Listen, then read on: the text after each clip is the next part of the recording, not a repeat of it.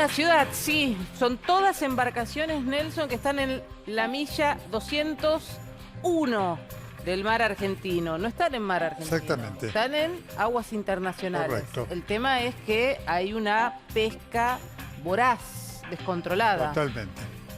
Jason tuvo la posibilidad de verlo esto desde el aire. Y ese es el informe. Vamos. Ezeiza, pero en la parte del costado, donde salen los vuelos especiales. Primera vez que estoy acá, así que vamos a ver también con qué nos encontramos. Algunos barcos que lo utilizan para atraer el calamar, mirá. Ese tipo de pesca está denominada por la FAO como pesca ilegal, no regulada y no declarada, que es ilegal cuando esas flotas ingresan ilegalmente al mar argentino, o no regulada y no declarada porque no existe ningún organismo de regulación pesquera que establezca leyes que esas flotas puedan respetar o deban respetar en esa zona.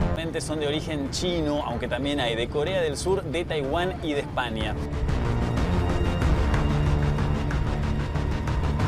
Lo que sucede en aguas internacionales entra como en un gris que no se controla directamente. Totalmente, porque no hay ningún lugar que esté regulando eso, ni las capturas, sumado al volumen que estamos ahí.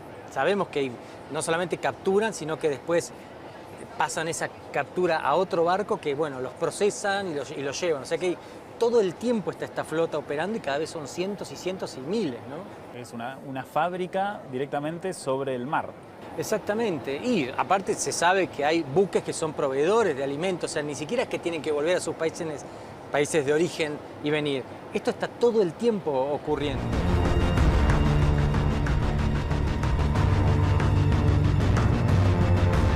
Es difícil saber exactamente cuántas embarcaciones hay porque muchas de ellas apagan incluso sus radares, pero se estima que hay entre 250 y hasta 500.